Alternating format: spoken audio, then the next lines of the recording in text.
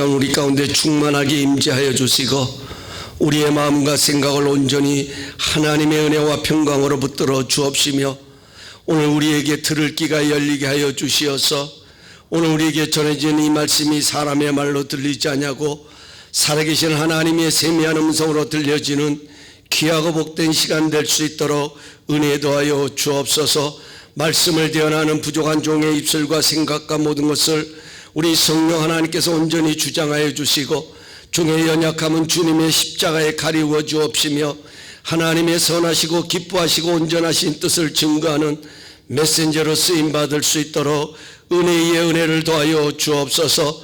또 오늘 이렇게 주님 전에 나올 때 빈손 들고 나오지 아니하고 귀한 것 구별하여 주님 앞에 봉헌하는 우리의 믿음을 연락하여 주시어서 이 물질을 통하여 주님의 몸된 교회가 더욱더 강건함을 있게 하여 주시고 더욱더 하나님의 나라 확장 위에 귀하게 쓰임받는 역사들이 일어날 수 있도록 하나님 축복으로 함께하여 주옵소서. 또한 아버지 하나님 오늘 성찬 예식 가운데도 성령 하나님 임재하여 주시어서 더욱더 주님의 사랑하심과 은혜를 깊이 경험하는 예식이 되어질 수 있도록 하나님 축복하여 주옵소서.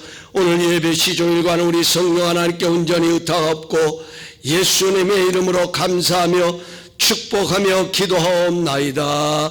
아멘. 우리 신구약 성경이 66권으로 기록된 것처럼 이사야서도 66장으로 구성되어 있습니다. 1장부터 39장까지는 이스라엘의 불순종으로 인한 예루살렘의 멸망과 심판에 대한 것이고 40장부터 66장까지는 하나님의 회복과 치료에 대한 말씀을 담고 있습니다. 오늘 본문 1절은 그 하나님의 회복과 치료가 어떻게 시작되는지를 우리에게 들려주고 있습니다. 1절은 이렇게 기록하고 있습니다. 너희의 하나님이 이르시되, 누구의 하나님이요? 너희의 하나님.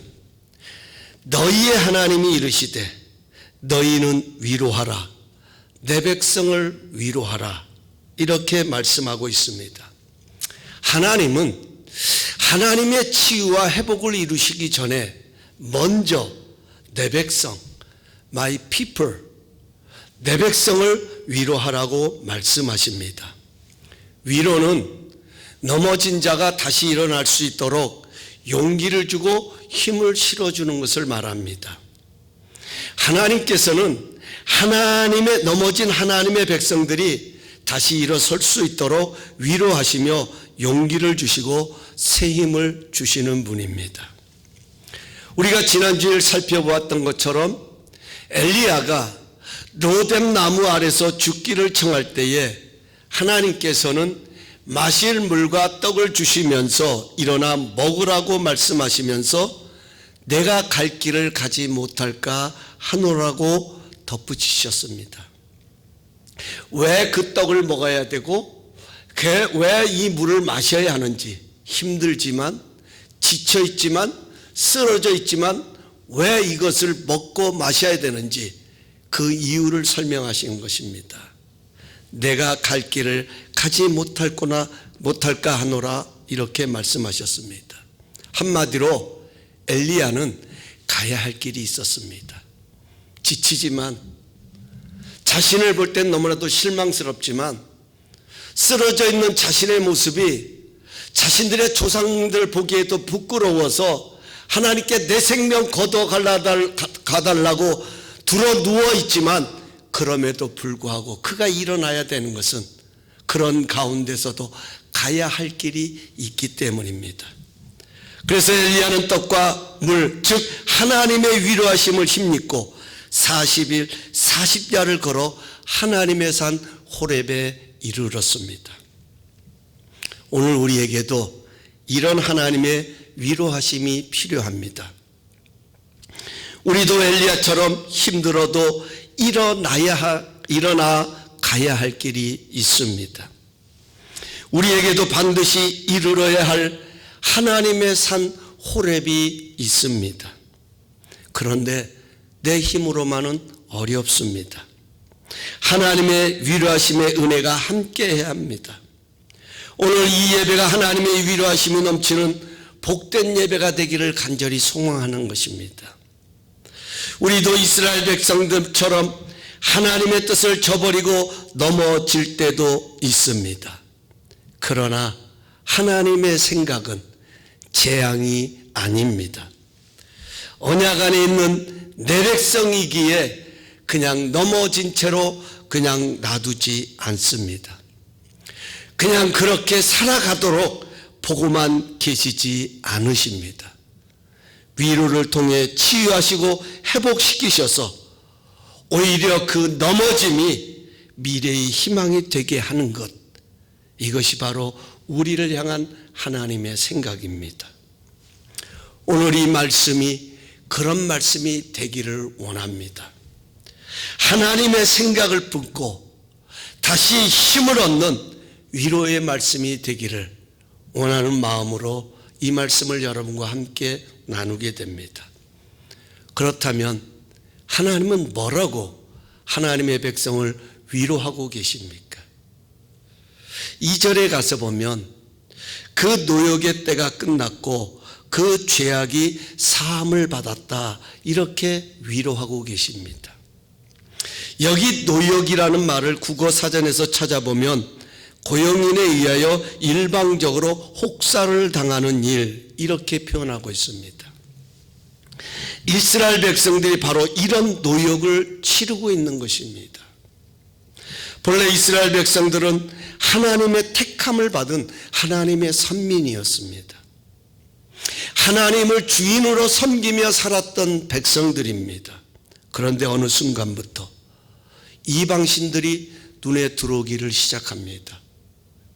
이방 사람들이 섬기는 풍습이, 그들의 문화가, 그들의 신들이 더 편리하고 더 그럴싸한 것입니다. 서서히 하나님을 밀어내고 그 이방신들을 숭배하고 따르기를 시작한 것입니다. 여러분, 복 있는 사람은 따라갈 것을 따라가는 사람입니다. 사람은 무엇을 따라가느냐에 따라서 영향을 받게 되어 있습니다. 잘못된 신앙관을 따라가면 결국 그 잘못된 신앙관이 나를 지배하는 것입니다. 그래서 우리 주변에도 잘못된 이단에 빠져서 관계가 파괴되고 가정이 파괴되는 그런 불행한 모습들을 많이 접하게 됩니다. 이방 이스라엘 백성들도 이방신을 따르다 보니까 바벨론이 자신의 주인이 된 거예요. 그들의 종이 된 거예요. 그들의 노예가 된 거예요. 한마디로 기쁨도 잃어버리고 자유의 의지도 잃어버리고 바벨론의 종이 되어 고통 가운데 살아가고 있었습니다. 이런 백성들을 향하여 하나님이 주신 위로의 말씀, 그들을 회복하고 치유하시고 다시 일으켜 세우시길 원하시는 하나님의 위로의 말씀은 그 노역의 때가 끝났다는 것입니다. 여기 죄악이 사함을 받았다는 것은 그들의 죄값을 완전히 청산했다는 것입니다. 완전히 지불했다는 것입니다. 이제는 그 노역의 고통에서 해방되었다는 것입니다. 그 어떤 것도 그 누구도 지난날의 그 실수로 인하여 이스라엘 백성들을 다시금 그 고통 가운데 매일 수 없다는 것입니다. 여러분, 이것이 복음이 아니고 무엇이겠습니까? 이스라엘 백성들에게 있어서는 정말 값진 복음입니다. 복음은 그 말 그대로 굿뉴스, 좋은 소식, 기쁨의 소식을 복음이라고 말합니다. 죽음을 기다리는 사형수에게 당신의 사형이 취소되었습니다. 이것은 정말 기쁨의 소리입니다. 병들어 죽어가는 환자에게 당신의 병을 깨끗이 치료할 수 있는 약이 있습니다. 이 이야기는, 이 소리는 정말 큰 기쁨, 소식이고 정말 좋은 소식인 것입니다. 우리 예수님은 이런 복음의 주체이십니다. 예수님은 세상을 이처럼 사랑하셨습니다. 그래서 이 세상을 죄의 노역에서 건져내시려고 그 죄의 노역의 고통을 대신 지시고 십자가에 달리셨습니다. 그 십자가에 매어 달리셔서 그 팔에 힘이 빠져 몸이 내려앉을 때마다 못 박힌 손은 더 찢어지고 아픔은 배가 됩니다. 예수님 자신 입술에서 신음의 소리가 나오는 것입니다. 이것이 바로 죄의 고통입니다. 죄는 인생을 주저앉게 만드는 고통과 아픔을 줍니다. 건드리기만 해도 아픕니다. 예수님은 이런 고통 속에서도 저들의 죄를 용서해달라고 하나님께 간구하셨습니다. 예수님은 의인을 부르러 온 것이 아니라 죄인을 부르러 오셨기 때문에 십자가에서 고통의 숨을 몰아쉬면서도 나를 기억해달라고 간청하는 한편의 강도의 간청을 듣고 내가 오늘 나와 함께 낙원에 있을 것이라고 약속하셨습니다. 예수님은 아버지여 아버지여 어찌하여 나를 버리셨나이까 버림받는 고통을 호소하면서 죄의 고통이 얼마나 큰지를 그 십자가상에서 드러내셨습니다. 하나님이 버리셔서 버림받은 것이 아닙니다. 죄가 예수님을 십자가에 못 박은 것처럼 우리의 죄악이 그 예수님을 십자가에 못 박은 것처럼 죄가 하나님과 우리 사이를 갈라놓은 것입니다. 예수님은 너무 많은 피를 흘렸기에 점점 목이 타들어갑니다. 내가 목마르다, 내가 목마르다라고 외치십니다. 그러면서 예수님의 숨소리는 더 거칠어집니다. 그리고는 테텔레스타이, 다 이루었다, 이 말씀을 선언하시고 운명하십니다. 다 이루셨다.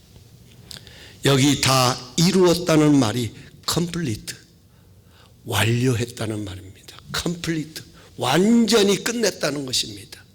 완전히 청산했다는 것입니다. 오늘 본문 2절에 노역이 끝났다는 이 끝남의 단어를 NIV 성경은 동일하게 complete라는 단어를 사용합니다. 완료했다는 것입니다. 그 누구도 다시 흠을 잡지 못하도록 완전히 완료했다는 것입니다. 이 결과를 로마서 8장은 이렇게 선언하고 있습니다. 8장 1절입니다. 그러므로 이제 그리스도 예수 안에 있는 자에게는 결코 정죄함이 없나니 이는 그리스도 예수 안에 있는 생명의 성령의 법이 죄와 사망의 법에서 너를 해방하였음이니라. 여러분, 이게 복음이에요. 복음. 예수 그리스도 안에 있는 자에게는 결코 정죄함이 없다라는 겁니다. 우리에게는 다시 살리시는 하나님의 완전한 위로가 있기에 누구도 우리를 정죄하지 못합니다. 예수 안에 있는 생명의 성령의 법이 죄와 사망의 법에서 완전히 해방시켰기 때문에 그 누구도 우리를 정죄할 수 없다 하는 겁니다. 이제 중요한 것은 이 복음을 우리가 믿는다면 이제 중요한 것은 이 기쁨을 누려야 합니다. 우리의 삶 가운데 이 복음의 기쁨을 누리며 살아야 이 복음이 하나의 이념이 아니고 사상이 아니라 실제가 되어진다 하는 것입니다. 이 자유의 기쁨, 이 해방의 기쁨을 누리며 살아가는 것이 우리 그리스도인들의 삶이다 하는 것입니다. 어떻게 기쁨을 누려야 할까요? 어떻게 이 하나님의 위로를 경험하며 살아갈 수 있냐 하는 겁니다. 그것이 3절 말씀이에요. 이렇게 말씀하죠. 너희는 광야에서 여호와의 길을 예비하라. 사막에서 우리 하나님의 대로를 평탄하게 하라, 이렇게 말씀하십니다. 다시 말씀드립니다. 너희는 광야에서 여호와의 길을 준비하라. 사막에서 우리 하나님의 대로를 평탄하게 하라. 어떤 하나님이냐면 우리 하나님이에요. 우리 하나님. 그분의 대로를 평탄하게 하라. 여기서요, 예비하고 평탄하게 하라는 이 단어를 주목하면 좋겠습니다. 우리 신앙생활에 너무나도 중요한 팩트와 같은 그런 단어입니다. 핵심적인 단어입니다. 여기 예비하라는 말은 NIV 성경에 가서 보면 prepare라는 단어, 준비하라는 단어로 사용하고 있습니다. 여러분 한번 생각해 보세요. 우리는 하나님의 은혜가 필요합니다. 하나님의 은혜로 살아갑니다. 그런데 어떤 자가 하나님의 은혜를 받아 누립니까? 어떤 자가 하나님의 은혜를 받습니까? 준비하는 자예요. 준비하는 자. 여러분, 신앙생활에서 준비는 굉장히 중요합니다. 똑같은 예배를 드리지만, 똑같은 순서에 따라서 똑같이 예배를 드리지만 준비된 예배와 형식적인 예배는 다릅니다. 준비됨, 예비함, 너무나도 중요한 거예요. 광야에서 이 여호와의 길을 준비하라는 거예요. 또 여기 평탄하게 한다는 말을 make straight, 똑바로 만든다, 이렇게 표현하고 있어요. 똑바로 만든다. 근데 재미있는 것은요, 이 NIV 성경에 가서 보면 여기 우리 하나님의 대로를 어떻게 표현하고 있냐면 하이웨이로 표현하고 있어요. 하이웨이. 다시 말하면 프리웨이. 여기서는 프리웨이라고 그러잖아요. 우리 캘리포니아에서는 프리웨이라고 그러는데 저기 중부나 이런 데 가서는요, 프리웨이라고 안 그럽니다. 하이웨이라고 부릅니다. 여러분, 이 하이웨이와 일반 도로의 특징이 뭡니까? 다른 점이 뭔가요? 하이웨이는요, 신호등이 없습니다. 막히지 않고 빨리 달릴 수 있도록 만들어진 길이 바로 하이웨이인 거예요.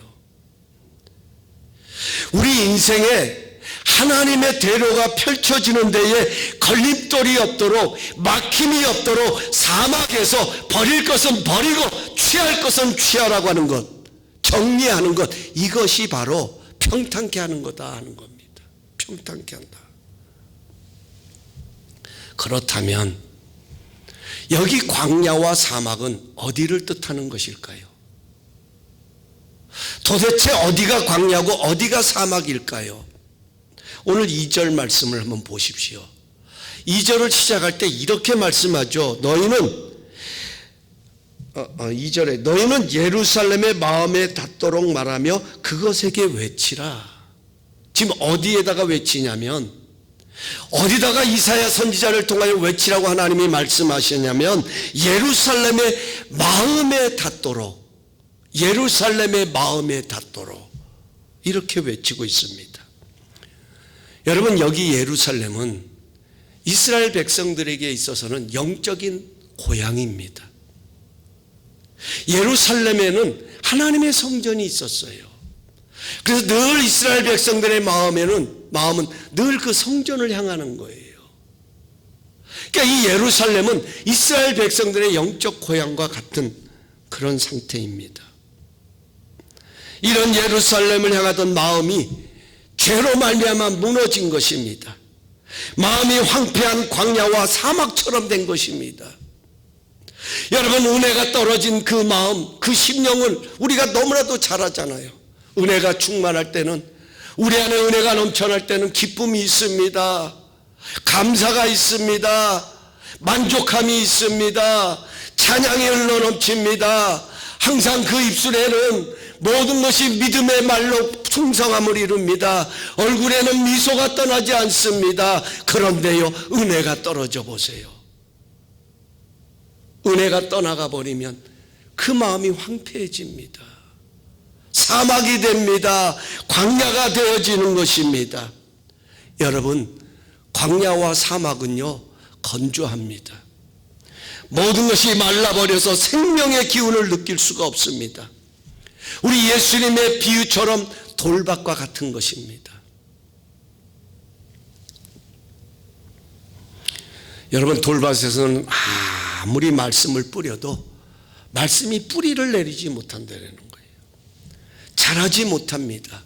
왜냐하면 생명의 기운이 없기 때문에, 황폐하기 때문에, 건조하기 때문에 자랄 수가 없다는 것입니다. 중요한 것은 하나님의 생기가 불어와야 돼요. 에스겔 골짜기에 마른 뼈들이 가득했지만 사방에서 하나님의 생명이 담긴 하나님의 영적인 기운이 불어올 때에 뼈와 뼈가 맞고 큰 군대를 이루는 역사가 일어났잖아요. 그렇습니다. 하나님의 생명이 불어와야 다시 힘을 얻을 수 있습니다. 그래서 하나님께서는 광야에서 여호와의 길을 준비하라고 말씀하는 거예요. 메마른 내 심령에 시온의 대로가 연결되도록 내 마음을 평탄케 하라는 거예요.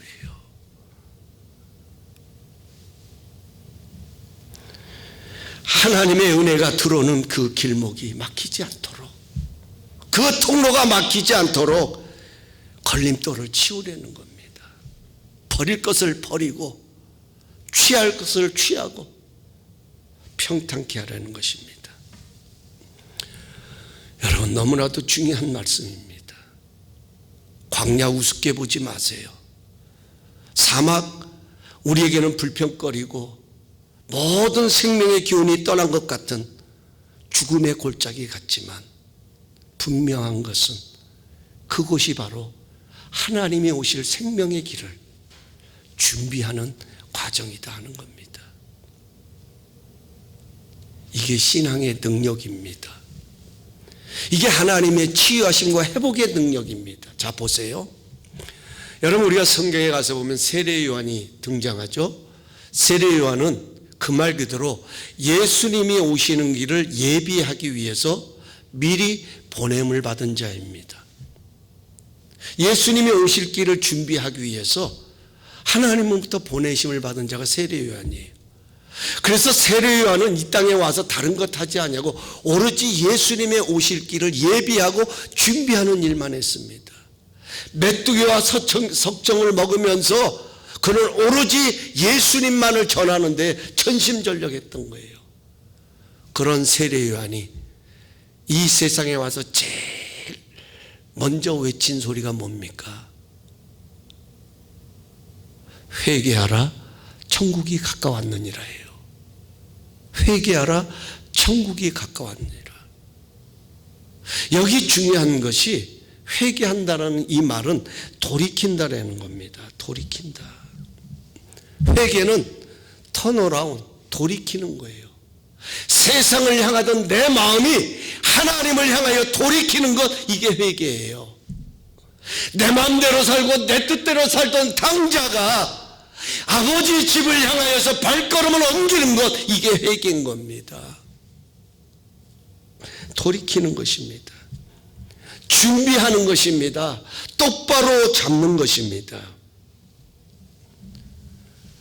여러분, 어떻게 우리는 광야에서 여호와의 길을 준비하고 사막에서 하나님의 대로를 평탄하게 할 수 있을까요? 그것이 바로 오늘 4절 말씀입니다. 4절 말씀은 이렇게 말씀합니다. 첫 번째로 골짜기마다 도두어지며, 골짜기마다 도두어지며. 여러분, 골짜기를 가보신 적이 있습니까? 여기서 자동차로 한 1시간만 가도 밸리, 골짜기들을 만나잖아요. 그 골짜기들의 특징은 어둡습니다. 골짜기는 어딘가에 갇힌 마음, 어두운 마음을 의미하는 거예요. 여기 마음의 골짜기는 마음의 상처를 뜻합니다. 지금 이스라엘 백성들의 마음의 상태가 골짜기라는 겁니다. 여러분, 마음이 상처를 입으면 자존감도 상실하고 자신감도 상실합니다. 그래서 삶도 어두워지는 것입니다. 희망이 없습니다. 항상 마음이 무너졌기에 피해의식, 정죄의식이 자리합니다. 쉽게 불평과 분노가 자리합니다. 이런 골짜기는 하나님의 대로를 막는 거예요. 하나님의 은혜가 들어오지 못하도록 막아버립니다. 그래서 오늘 뭐라고 말하면 골짜기는 메워야 한다라는 거예요. 돋운다는 것은 메우라는 겁니다. 그 골짜기를 메우라는 거예요. 어떻게 메웁니까? 여러분, 우리 하나님은 어떤 분이신가요? 하나님은 사랑이십니다. 믿으세요? 믿으세요? 하나님은 사랑이세요. 하나님은 사랑이시니라. 바꿔서 말하면 우리는 그 하나님의 사랑으로 골짜기를 메워야 한다는 것입니다. 여러분, 하나님의 사랑은요, 우리의 죄보다 큽니다. 이게 바로 오늘 본문의 핵심이에요. 노역의 때가 끝나고 죄악이 사함을 받았다. 하나님을 버리고 떠났던 그 백성을 향한 하나님의 위로의 말씀, 너희의 죄보다 내 사랑이 더 크다라는 겁니다. 여러분, 하나님의 사랑은 우리의 죄보다 더 크기 때문에 하나님의 은혜는 용서하지 못할 죄가 없다 하는 거예요.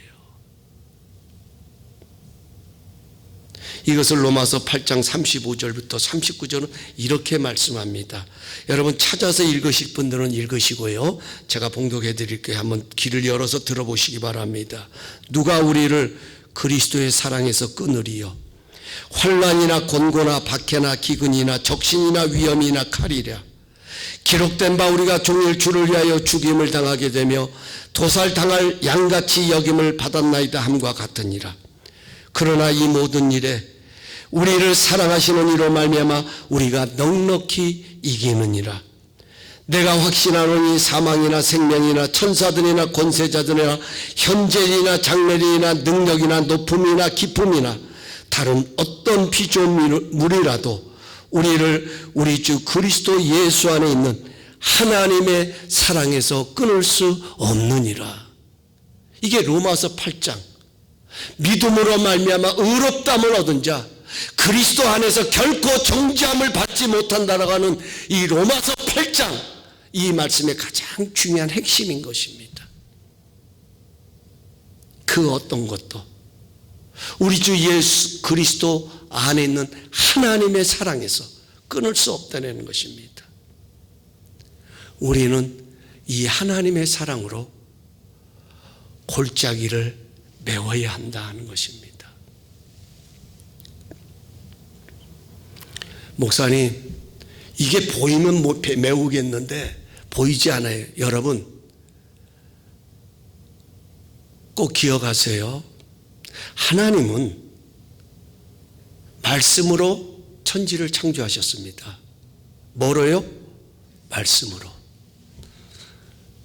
천지 만물을 말씀으로 창조하신 하나님은 지금도 우리에게 말씀하십니다. 말씀으로 다가오십니다. 말씀으로 우리를 새롭게 하십니다. 말씀으로 우리에게 하나님의 뜻을 전하십니다. 말씀으로 우리 가운데 함께 하십니다. 꼭 기억하셔야 합니다. 말씀으로 우리를 위로하십니다. 지금 이사야서도 말씀으로 하나님의 백성들을 위로하고 계십니다. 사랑하는 성도 여러분, 우리는 말씀으로, 그 말씀으로 내 영혼을 위로해야 돼요. 선언해야 돼요. 상처가 나를 힘들게 할 때마다, 지난날에 실패했던 것들이, 아니 지금 나를 어렵게 하고 힘들게 하는 고통이 나를 찌를 때마다, 고개를 들 때마다 우리는 믿음으로 이 하나님의 사랑을 되새겨야 합니다. 하나님의 사랑에서 끊을 수 있는 것은 아무것도 없다.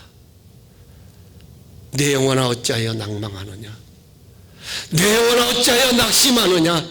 너는 눈을 들어 하나님을 바라보라고 하는 시편 기자의 고백처럼 우리는 골짜기를 긋는 그 마음을 향하여서 하나님의 사랑을 선포해야 합니다. 그것이 골짜기를 메우는 거예요. 그럴 때 그 말씀이 내 안에서 작동하는 거예요. 내 생각을 지배하는 거예요. 내 고통을 물리치고 아픔을 이기고 희망을 갖게 되고 소망을 갖게 된다 하는 것입니다.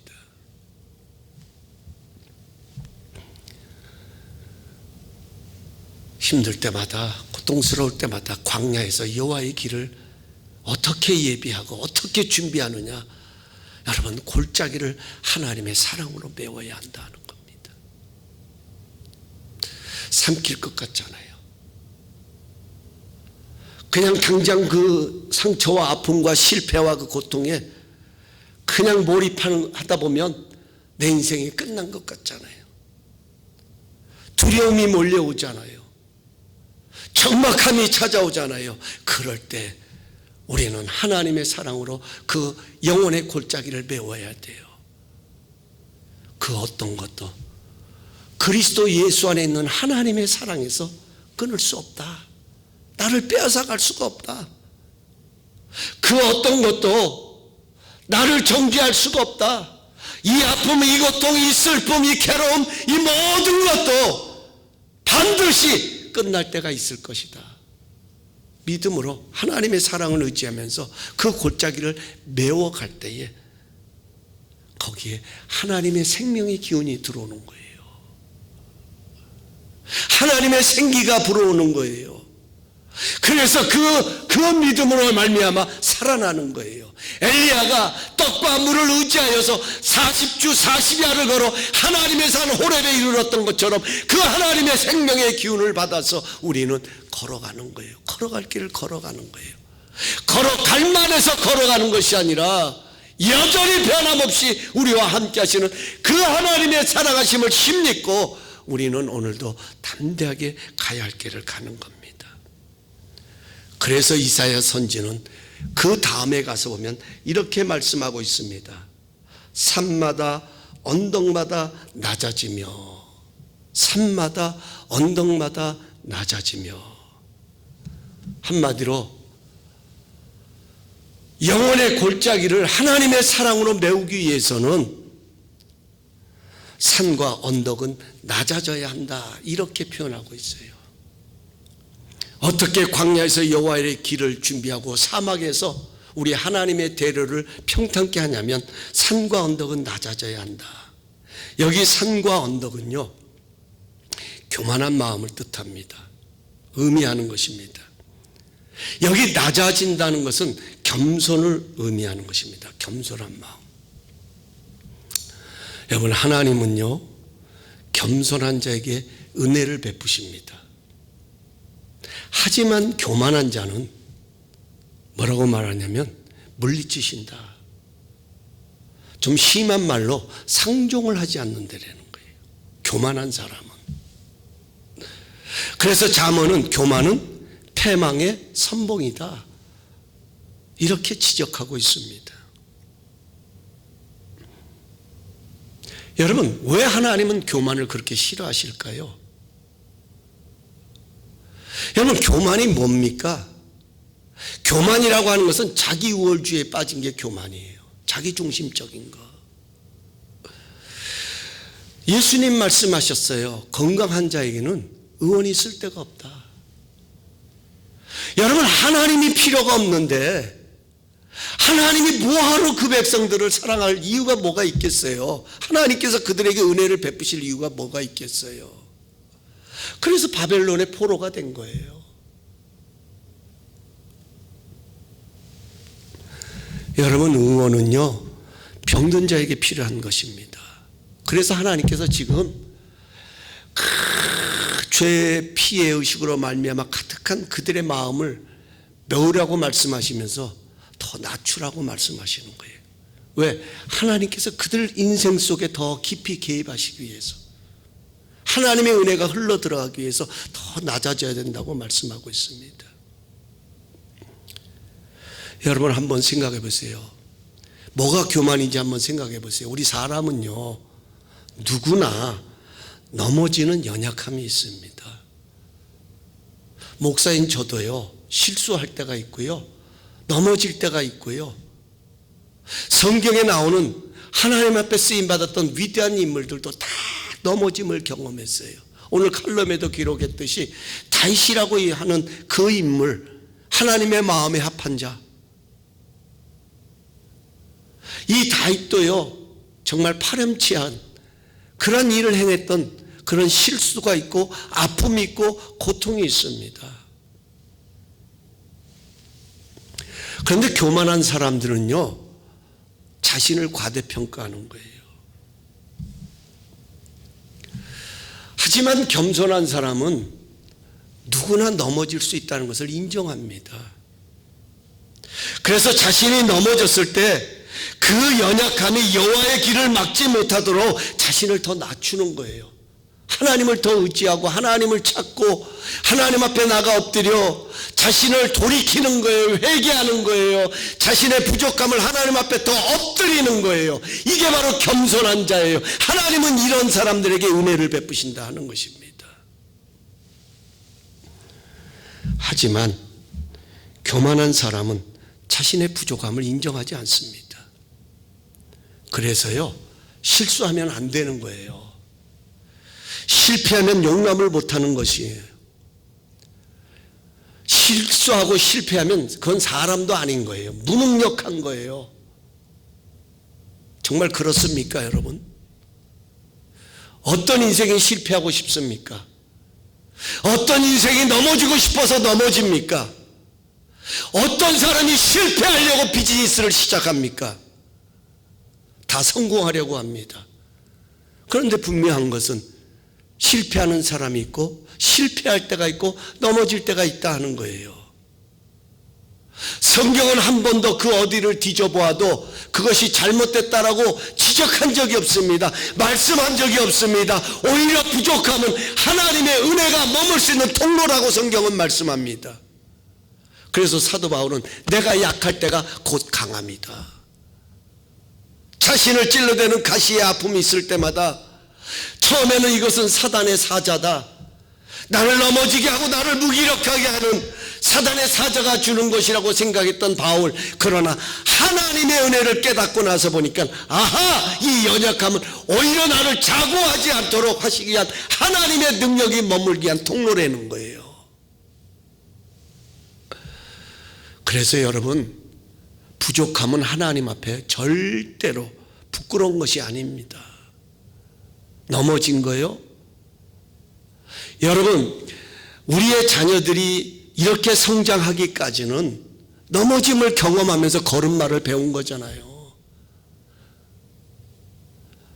그 넘어진 아이를 보면서 야, 이 바보 같은 놈, 너는 아직 이거밖에 안 돼. 너 가망이 없다. 너 희망이 없다. 너 그냥 그대로 주저앉아서 평생 살아라. 이렇게 이야기하는 부모 없어요.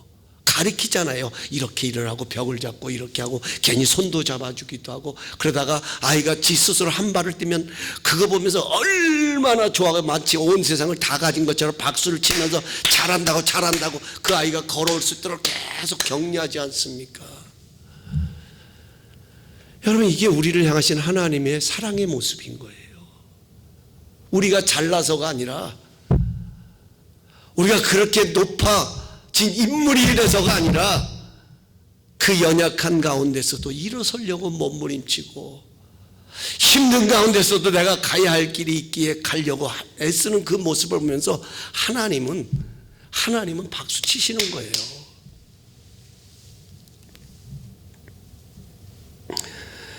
여러분, 교만한 사람이 자신을 높이기 때문에 결단코 이런 사람들은 그 자신을 높이기 때문에 하나님을 볼 수가 없습니다. 하나님이 안 보이는 거예요. 내가 하나님을 믿는다라고 하지만 식상에 가서 보면 내가 하나님의 자리에 가 있는 거예요. 그래서 내가 다 판단하고 내가 다 결정하고 내가 다 모든 것을 해야만 돼. 내 기준이 정석인 거예요. 저도요, 이거 깨달은데 지금까지 수없는 실수를 반복하면서 깨닫는 거예요. 여러분, 혹시 이 시간 여전히 내 상처를 바라보면서 힘들어 하시는 분 계십니까? 나의 실패를 바라보고 내 넘어짐을 보면서 원망하고 좌절하시는 분 계십니까? 만약 그런 분이 계시다면 죄송하지만 하나님 편에서 보면 그것이 교만입니다. 하나님 편에서 보면.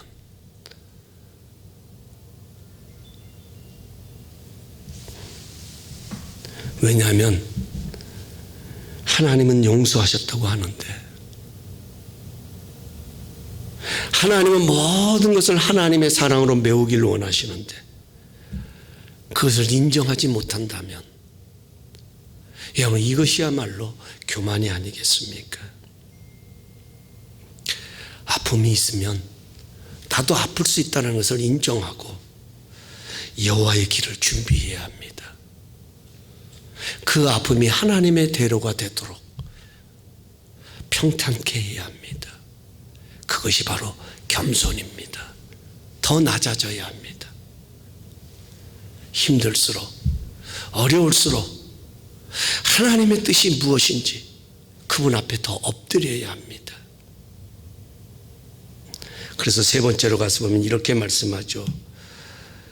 고르지 아니한 곳이 평탄하게 되며 험한 곳이 평지가 될 것이요. 이렇게 말합니다. 험한 곳이 평지가 될 것이요.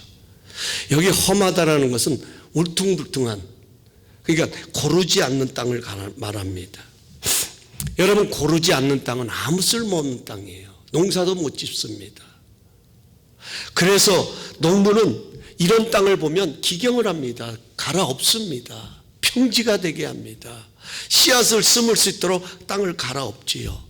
역대하 7장 14절에 가서 보면 이런 말씀이 있습니다. 내 이름으로 일컫는 내 백성이 그들의 악한 길에서 떠나 스스로 낮추고 기도하여 내 얼굴을 찾으면 내가 하늘에서 듣고 그들의 죄를 사하고 그들의 땅을 고칠지라. 사랑하는 성도 여러분, 하나님의 위로가 머물고 하나님의 길이 열리는 순간 고통은 멈추고 희망이 시작되는 것입니다. 하나님의 위로가 머물면 고통도 상처도 아픔도 하나님의 이야기가 되는 것입니다. 이게 바로 5절에 나오는 여호와의 영광이 나타나고입니다.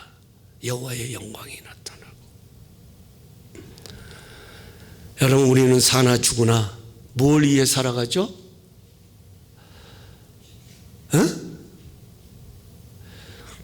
성경을 잊어버리신 거죠? 안 보시는 게 아니라 사나 죽으나 먹으나 마시나 하나님의 영광을 위하여 살아간다 그랬잖아요.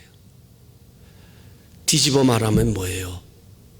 실패도 하나님의 영광을 위하여, 성공도 하나님의 영광을 위하여, 우리의 잘남도 하나님의 영광을 위하여, 우리의 못남도 하나님의 영광을 나타내는 도구로 살아가는 거예요.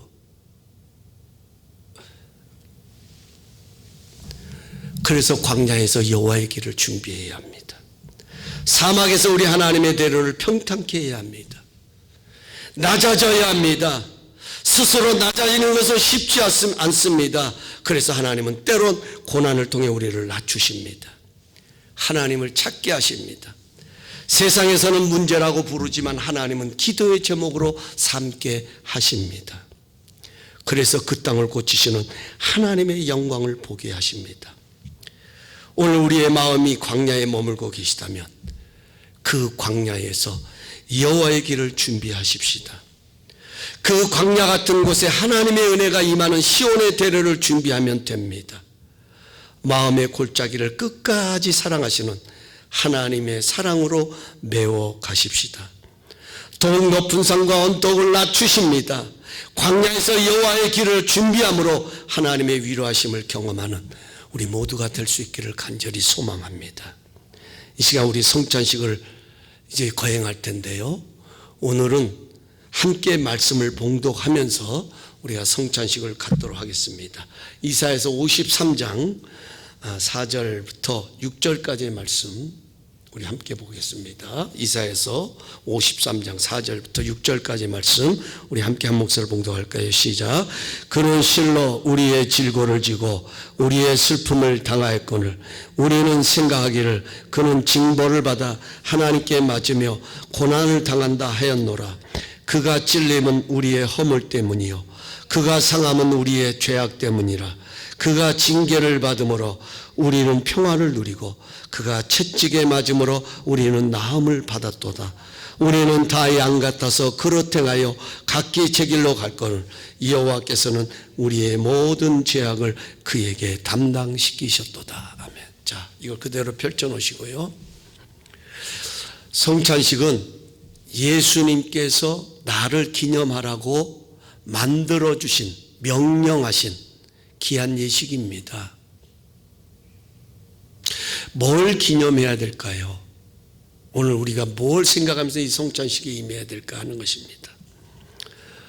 그것은 여러분 신앙생활이라고 하는 것은요, 내가 신앙생활을 잘하는지 못하는지를 판단할 수 있는 한 가지 기준이 있다면 그것은 전가할 수 있는 능력이 나한테 있느냐 없느냐는 거예요. 전가하는 거. 신앙생활은 하나님께 맡기는 거잖아요. 하나님을 의지하는 것. 전가하는 거거든요. 나의 문제, 나의 어려움, 어떤 것들을 하나님께 넘겨드리는 것. 이게 바로 신앙생활의 가장 중요한 포인트입니다. 오늘 하나님께 잘 넘겨드리고 있으면 그 신앙생활 잘하고 있는 거예요. 내가 붙들고 있으면 그거는 신앙생활을 잘하는 것이 아니라 여전히 아직도 내가 중심이 되어서 내가 그 모든 것을 해나가려고 하는 어떤 면에서는 교만이 될 수도 있다는 겁니다. 오늘 말씀 보세요. 그가 찔림은 우리의 허물 때문이요 그가 상함은 우리의 죄악 때문이라.